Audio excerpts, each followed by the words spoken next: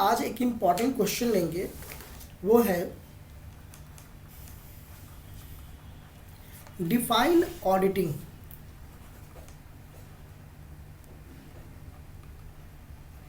Define auditing, और इसमें आ सकता है एक्सप्लेन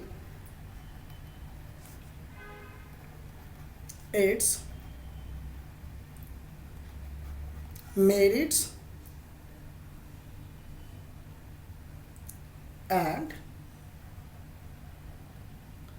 डिमेरिट्स। ठीक है, और इसके साथ ही इस तरीके से भी क्वेश्चन आ सकता है कभी कभी कि डिफाइन ऑडिटिंग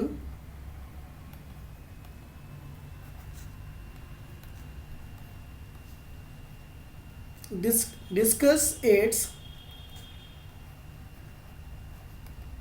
ऑब्जेक्ट, इस तरह से। या फिर क्वेश्चन आ सकता है define auditing discuss it's importance. ठीक है, स्कोप भी पूछा जा सकता है, define auditing discuss it's scope. लेकिन ये जो क्वेश्चंस मैंने लिखा है, ये जो हमारा चीज़ है, ये इम्पॉर्टेंट है। ठीक है, अब देखिए तीनों क्वेश्चंस में क्या सिमिलैरिटी है कि ऑडिटिंग ऑडिटिंग ऑडिटिंग, या तो कॉम्बिनेशन इसके साथ पूछ सकता है कि define auditing discuss it's merits demerits, या फिर सिर्फ पूछ सकता है कि define auditing explain it's merits या एडवांटेज, या फिर क्वेश्चन पूछ सकता है define auditing discuss it's limitations. इसी को हम लोग डिमेरिट्स को ही लिमिटेशंस कहते हैं। एक्चुअली डिमेरिट्स लिखना उतना सही नहीं रहेगा, इसके लिए लिमिटेशन वर्ड ज़्यादा अच्छा रहेगा यूज़ करना, हालांकि मतलब दोनों में सेम है। डिफाइन इट्स ऑब्जेक्ट्स और डिफाइन ऑडिटिंग डिस्कस इट्स और इम्पॉर्टेंस। तो ये क्वेश्चन है जो कि बहुत ही ज़्यादा इम्पॉर्टेंट है आपके एग्ज़ाम के लिए, पाटलिपुत्रा यूनिवर्सिटी के लिए। Very very very important question. ठीक है, तो हम लोग क्या करेंगे, पहले हम लोग डिस्कस करेंगे कि डिफाइन ऑडिटिंग, और उसके बाद हम लोग डिस्कस करेंगे इसके मेरिट्स और डिमेरिट्स के बारे में। फिर उसके बाद हम लोग ऑब्जेक्ट्स के बारे में डिस्कस करेंगे। फिर उसके बाद हम इसके इम्पॉर्टेंस के बारे में डिस्कस करेंगे, और उसके बाद फिर हम लोग इसे सॉल्व कर लेंगे, मतलब इसे डील करेंगे। ठीक है, तो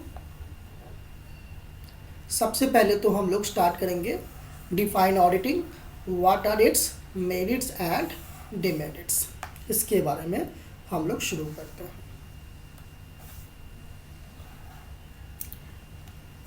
देखिए, अगर ऑडिटिंग की बात की जाए, डिफाइन ऑडिटिंग, तो ऑडिटिंग क्या है, तो कह रहा है कि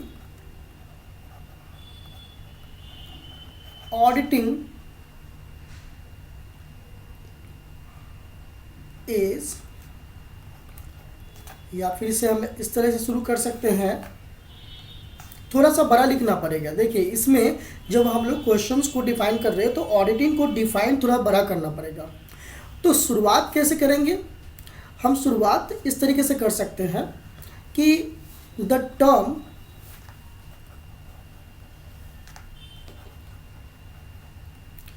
ऑडिटिंग इज टेकन फ्रॉम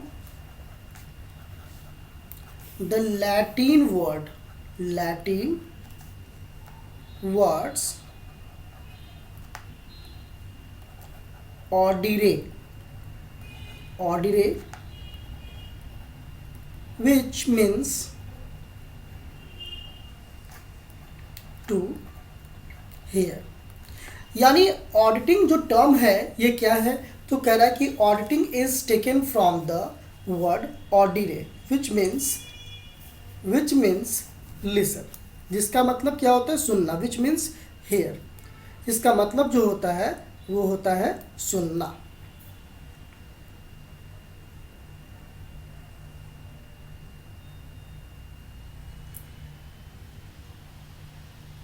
ठीक है, इसका मतलब क्या होता है, सुनना। अब कह रहा है कि ये वर्ड क्यों लिया गया, तो हम लोग पहले भी इसके बारे में डिस्कस किए हैं कि ऑडिटिंग को क्यों लिया गया, इसे क्यों कहा गया कि ऑडिटिंग जो है वो टर्म है जिसका मतलब होता है सुनना। तो इसके पीछे रीज़न क्या था, पहले भी हम लोग डिस्कस कर चुके हैं क्लास में, फिर से एक बार किया जाए।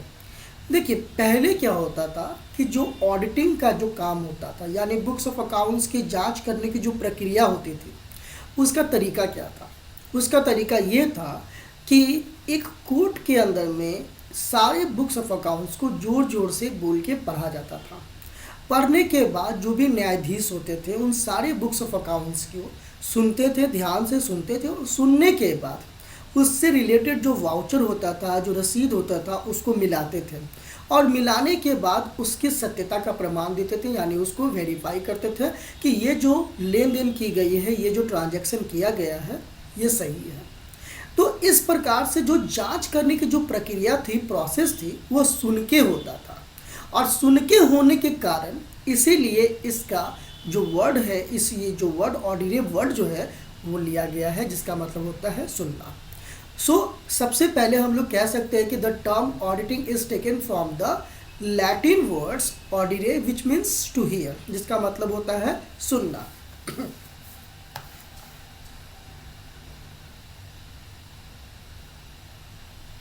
उसके बाद लिख सकते हैं auditing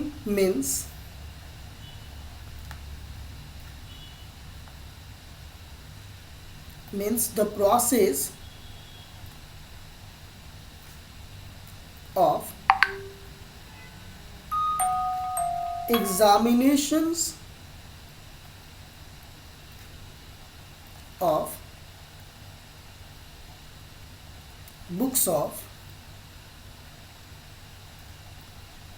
accounts to know the truthness and fairness, यानी कि जो बुक्स ऑफ अकाउंट्स बनाए गए हैं वो कितना सत्य है, सही है, शुद्ध है, इसकी जांच करने के लिए हम लोग जो इसको जानने के लिए हम लोग जो इसकी जांच करते हैं, इस प्रोसेस को हम लोग कहते हैं ऑडिटिंग। इसे हम क्या कहेंगे, ऑडिटिंग। इन अदर वर्ड्स, अब यहाँ से हम लोग कह सकते हैं in other words auditing is the process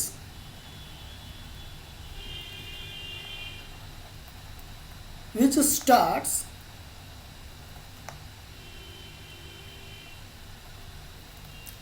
after the end of the work of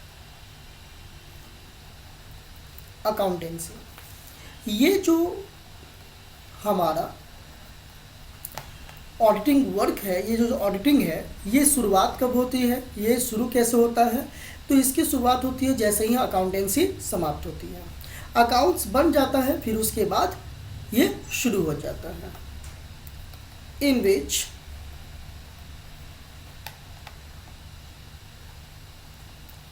all the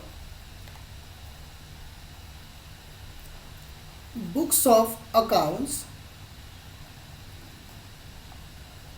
are examined to verify their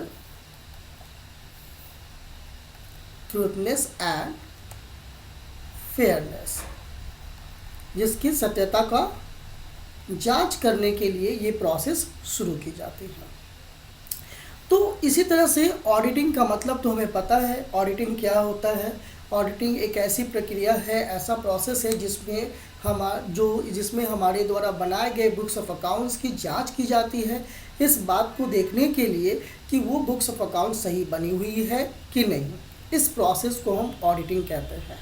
आप इसे और भी चाहे तो थोड़ा बड़ा करके लिख सकते हैं। कैसे लिखेंगे,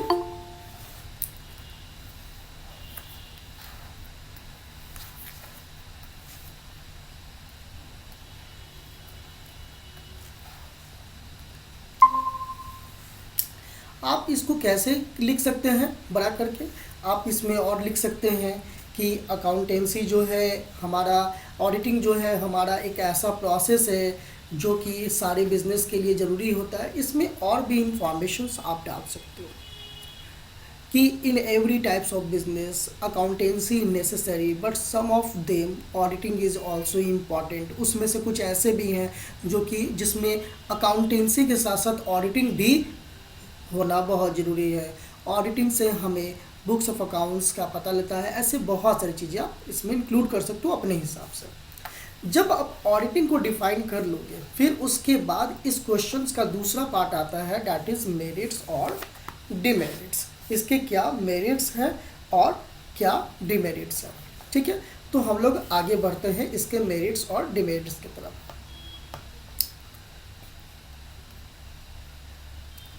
देयर आर फॉलोइंग मेरिट्स, या फिर हम इसे एडवांटेजेस भी कह सकते हैं,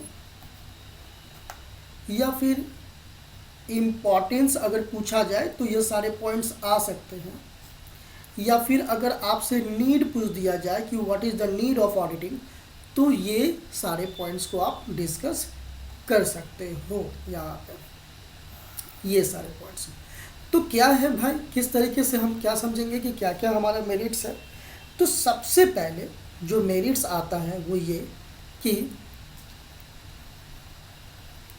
हेल्पफुल इन द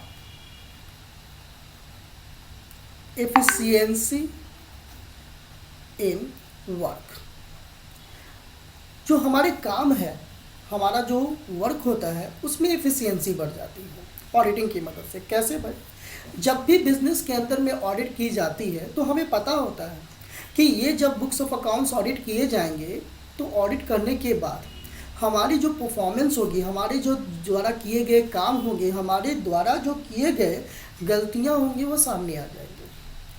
हम लोग ऐसा चाहेंगे नहीं कि हमारी गलती सामने आए, हमारे द्वारा कोई गलती हो जाए वो जो कि बाद में आके सामने आने से हमें शर्मिंदा होना पड़े। इसके लिए जो ही हमारे बिजनेस के अंदर में एम्प्लॉय वर्कर्स होते हैं वो शुरुआत से ही उस काम को बहुत अच्छे तरीके से करते हैं ताकि उन्हें किसी तरह का प्रॉब्लम ना हो आगे जाके। और इसी पर्पस से हम लोग ऑडिटिंग यूज़ करते हैं। ये भी हमारे इसी चीज़ के लिए हमारे बिजनेस के अंदर में ऑडिटिंग इम्पॉर्टेंट है। तो ये क्या करता है, इससे एक फ़ायदा हमें ये हो रहा है कि ये एफिशिएंसी को बढ़ा रहा है हमारे बिजनेस को। आप खुद से डिफाइन कर सकते हैं, अगर आपसे नहीं हो पाएगा तो मैं कोशिश करूँगा कि इसका एक डिटेल्ड आंसर्स भी PDF में मैं आप लोगों के साथ शेयर कर दूँ, ठीक है। तो helpful in the efficiency of work, इससे क्या होता है, इससे हमारे बिजनेस के अंदर में जो वर्क है उसकी एफिशिएंसी बढ़ जाती है। नेक्स्ट है हेल्पफुल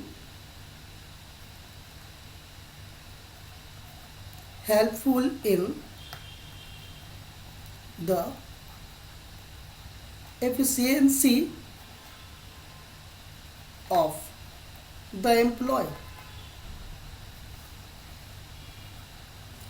अभी मैंने क्या बोला कि ये क्या होता है कि हमारे वर्क के एफिशिएंसी को बढ़ा देता है, वर्क एफिशिएंसी को इंक्रीज करता है। तो वर्क करते कौन है, वर्क करते हैं कंपनी के बिजनेस के एम्प्लॉय। तो जब वर्क की एफिशिएंसी बढ़ती है तो जाहिर सी बात है कि बिजनेस के अंदर में जो एम्प्लॉय हैं उनकी भी एफिशिएंसी बढ़ जाएगी। तो ऑडिटिंग इसके लिए भी हमारे लिए इम्पॉर्टेंट है।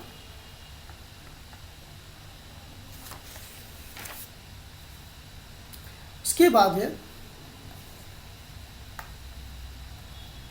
हेल्पफुल इन द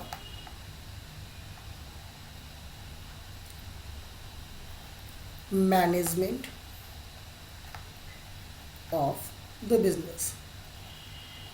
हमारे बिजनेस के अंदर में जो मैनेजमेंट होता है उस मैनेजमेंट के लिए भी ये बहुत ज़्यादा इम्पॉर्टेंट है, क्योंकि हमारे द्वारा ऑडिट किए जाने से हमें ये पता चलता है कि कहाँ हम लोग गलतियाँ कर रहे थे, किस जगह पे हमारी गलती हो रही थी, कहाँ हमें इन्वेस्ट करना चाहिए था, कहाँ इन्वेस्ट नहीं करना चाहिए था। At the end of accountancy sorry at the end of the closing date through the report, जो रिपोर्ट हमें ऑडिटर देंगे उसमें हमें पता चलता है कि कहाँ हम लोग कमी गलतियाँ हो रही थी। इस गलतियों से बचने के लिए हम लोग क्या करेंगे, नेक्स्ट टाइम से उस गलतियों को ना दोहराएंगे, उस लॉस से बचने के लिए, और इससे हमारे मैनेजमेंट पे इफेक्ट पड़ेगा, हमारा मैनेजमेंट और ज़्यादा बढ़िया हो जाएगा। तो इसके लिए भी ऑडिटिंग ज़रूरी है। नेक्स्ट है लेस प्रोबेबिलिटी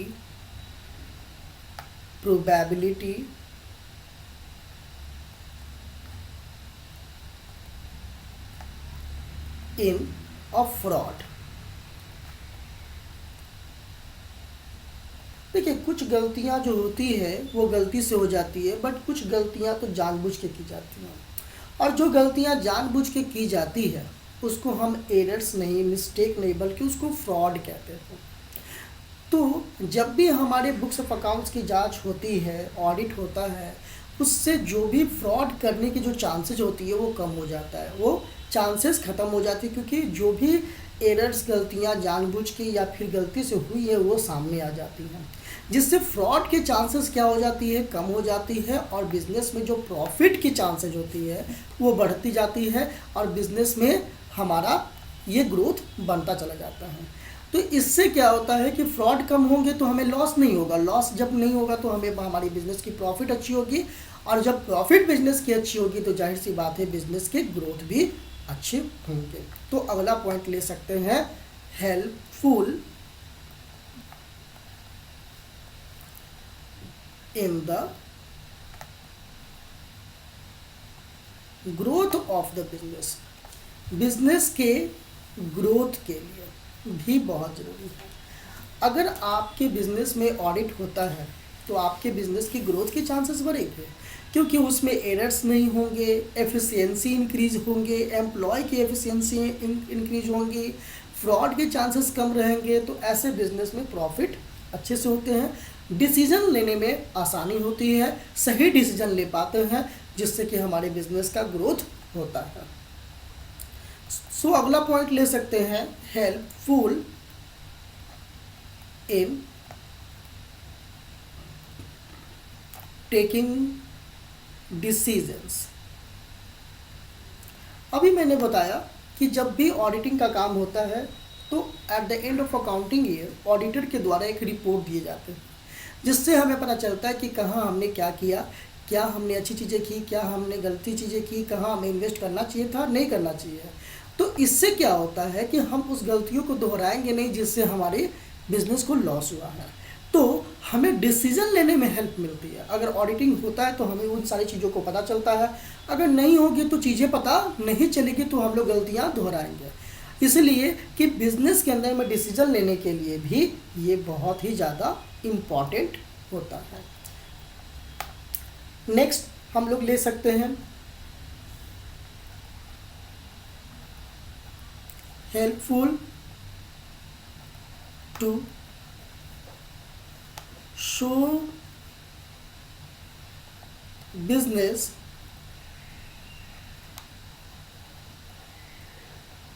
रिलायबल। अपने बिजनेस को भरोसेमंद दिला किया, भरोसेमंद दर्शाने के लिए भी बिजनेस में ऑडिटिंग का जरूरी होता है होना।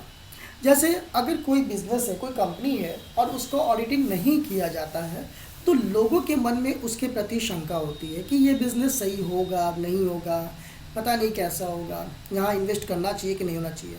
लेकिन जिस बिज़नेस में ऑडिटिंग का काम होता है, ऑडिटिंग होती है, तो वो प्रूफ हो जाता है कि वो बिज़नेस के जो भी बुक्स ऑफ अकाउंट्स बनाए गए हैं वो सारे बुक्स ऑफ अकाउंट्स सही है, गड़बड़ी नहीं है, और उससे पब्लिक के नज़र में क्या होता है कि वो भरोसेमंद, भरोसा बढ़ता चला जाता है। तो यानी कि भरोसे के लिए, रिलायबल होने के लिए भी ऑडिटिंग का होना जरूरी है।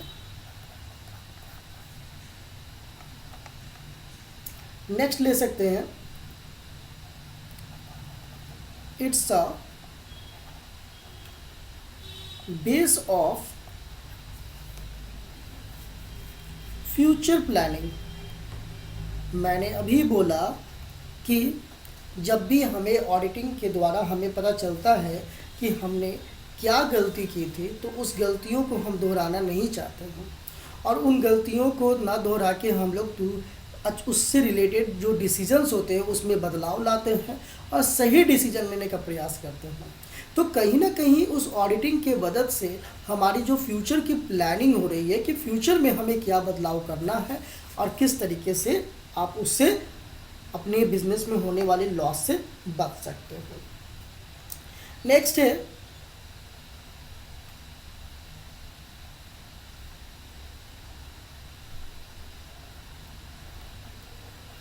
Helpful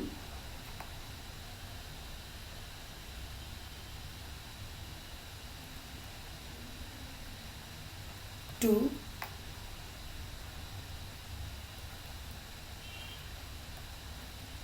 proof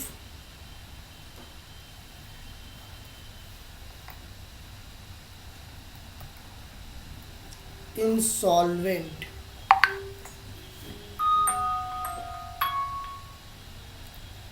at the time of insolvency। इस पॉइंट्स को हम लोग थोड़ा सा चेंज कर लेते हैं,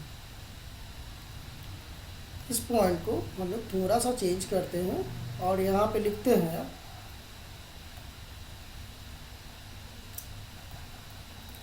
helpful to take decision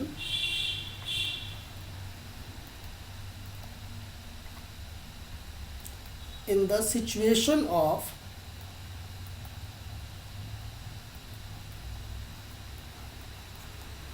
insolvency. Insolvency का मतलब तो हमें पता है, जब हमारे बिजनेस में लाइबिलिटी बहुत ज़्यादा हो जाती है और एसेट कम हो जाता है, या फिर हम इसे इस तरीके से कह सकते हैं, तभी हम इसे इंसॉल्वेंट नहीं कहेंगे। इंसॉल्वेंट तब कहेंगे जब हमारा बिजनेस लाइबिलिटी को पे करने में कैपेबल नहीं होता है। इस सिचुएशन में आप तभी इंसॉल्वेंस अपने आप को प्रूफ कर सकते हैं जब आप कोर्ट के सामने ये प्रूफ कर देंगे कि आप बिजनेस के अंदर में जो लाइबिलिटीज़ है उसको पूरा करने में सक्षम हैं। तो जब आप ऐसा करेंगे तो आपको कोर्ट की मदद लेनी पड़ेगी, और कोर्ट इस बात को तभी एक्सेप्ट करेगी जब आपके पास बुक्स ऑफ अकाउंट्स होंगे। बुक्स ऑफ अकाउंट्स में तभी भरोसेमंद होगा जब बिजनेस में ऑडिटिंग किया हुआ बुक्स ऑफ अकाउंट्स होगा। जब तक नहीं किया हुआ होगा तब तक इस चीज़ को नहीं माना जाएगा। तो कहीं ना कहीं ऑडिटिंग हमारे लिए बहुत ही पर्सपेक्टिव से, बहुत ही कारण से क्या है, ये इम्पॉर्टेंट है। यहाँ तक कोई प्रॉब्लम? ये तो बात हो गई कि मेरिट्स की, ठीक है। अब इसके कुछ लिमिटेशंस भी हैं, कुछ कमियां भी हैं, ठीक है। क्या है भाई, उसके बारे में बात करते हैं। देयर आर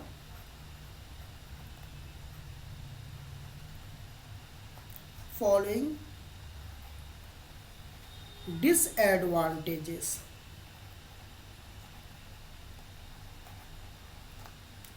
and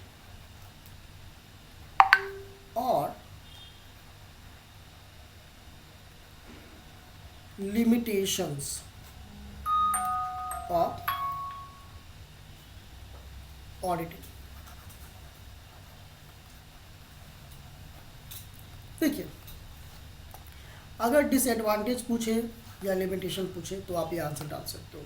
कभी कभी बिजनेस में एग्ज़ाम के अंदर में क्वेश्चन आ जाता है, दोनों चीज़ें पूछी जाएगी आपसे, लिमिटेशन एडवांटेज और डिसएडवांटेज दोनों पूछ लिया जाएगा। तो उस कंडीशन में भी आप दोनों को लिखोगे। क्या है कमियां भाई, जब इतने सारे फ़ायदे हैं तो क्या कमी हो सकते हैं? तो कमी ये हो सकता है, सबसे पहले तो टाइम टेकिंग, ठीक है। इसमें क्या होता है कि टाइम लगता है। जब आप ऑडिटिंग करवाते हो तो ऑडिट के दौरान क्या होता है कि आपके बिजनेस में काम रुक जाते हैं। काम रुकने के कारण जो प्रोसेस होता है इसमें थोड़ा सा टाइम लगता है, जिससे बिजनेस का समय भी खर्च होता है। तो पहला लिमिटेशन तो ये हो गया कि ये टाइम टेकिंग है। इसको आपको थोड़ा और ज़्यादा एक्सप्लेन करके नहीं करवाते हैं तो ये खर्चे बच जाएंगे, और कराते हैं तो फिर कोई इशू नहीं है, आपको खर्च बढ़ेगा। तो ये लिमिटेशन है। नेक्स्ट है alternatively procurement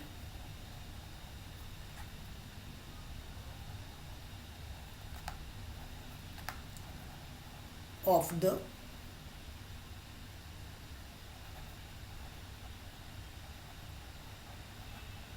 advantages of auditing। देखिए आपके पास क्या है, और भी ऑप्शंस है। क्या है ऑप्शंस?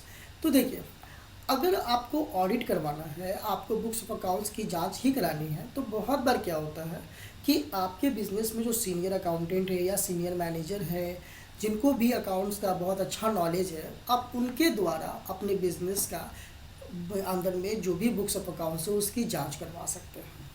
इससे क्या होगा कि आपकी ऑडिट फी बच जाएगी। अगर कंपलसरी नहीं है, जैसे कंपनी एक्ट के अंदर में तो कंपलसरी है, अगर बिजनेस है, छोटा बिजनेस है, तो आप उनके द्वारा करा सकते हैं। इससे क्या होगा, आपको ऑडिट फी बच जाएंगी, आपका बहुत सारा खर्च बचेगा, आपका समय बचेगा, बाहर से लोगों को बुलाने की जरूरत नहीं पड़ेगी।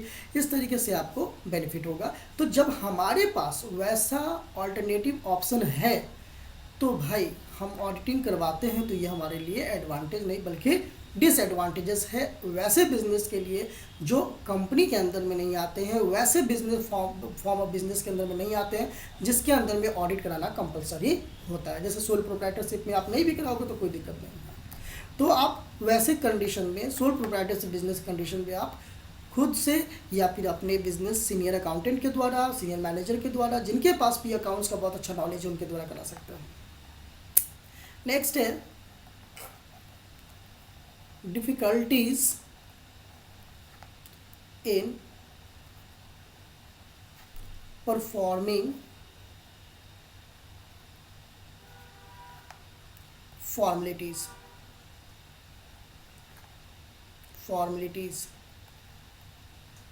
उसके बाद क्या कह रहा है कि बहुत सारे फॉर्मेलिटीज़ होते हैं ऑडिटिंग के दौरान या ऑडिटिंग से पहले, बहुत सारे फॉर्मेलिटी होते हैं। उन फॉर्मेलिटी को पूरा करने में बहुत सारी डिफ़िकल्टीज आती हैं। तो वैसे बिजनेस जो कि कंपनी एक्ट के अंदर में आता है, एनी हाउ उनको कराना ही पड़ेगा, जो कि ऐसे फॉर्म ऑफ बिजनेस है जिसके अंदर में ऑडिटिंग कंपलसरी है, तब तो उन्हें कराना ही पड़ेगा। लेकिन अगर वैसे बिजनेस जो कि बिना ऑडिटिंग के भी चल सकते हैं, एक्ट के अकॉर्डिंग उसे ऑडिट कराना कंपलसरी नहीं है, तो उनके लिए ये भाई लिमिटेशन है ऑडिटिंग, उनके लिए ये एक्सपेंसिव है, उनके लिए ये डिफ़िकल्ट सिचुएशन है प्रोसेस है। तो ये चीज़ हो सकती है। तो अगला पॉइंट हम लोग लेंगे wastage of time, wastage of time. मैंने पहले ही बताया कि ये टाइम टेकिंग प्रोसेस है। तो वेस्टेज ऑफ टाइम हो जाता है, क्यों भाई?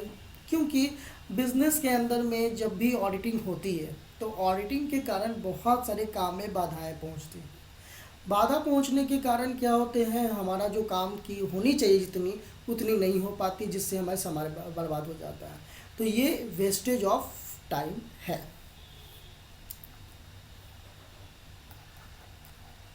नेक्स्ट है फुलफिलमेंट ऑफ प्रेस्टीज ओनली। बहुत बार क्या होता है बिजनेस के अंदर में कि बिजनेस के प्रेस्टीज को बढ़ाने के लिए, उसकी प्रतिष्ठा को बढ़ाने के लिए लोग ऑडिटिंग करवाते हैं। तो वैसे बिजनेस में क्या होता है कि लोग अपनी प्रतिष्ठा को बढ़ाने के लिए, बनाए रखने के लिए ऑडिटिंग करवाते हैं और वैल्यू को बढ़ाने के लिए बनाते हैं, तो करा तो लेते हैं, लेकिन इससे उस बिज़नेस का बेनिफिट नहीं होता है। जैसे एक छोटा बिजनेस है, वो ऑडिटिंग करवाता है, उसे इसकी कोई आवश्यकता नहीं है, वो अपनी प्रेस्टीज के लिए, दिखावा के लिए लोग ऑडिटिंग करा रहे हैं, लेकिन इसका कोई बेनिफिट नहीं होता है। इसीलिए ये डिमेरिट्स के पॉइंट में अंदर में आता है। Decrease in the efficiency of the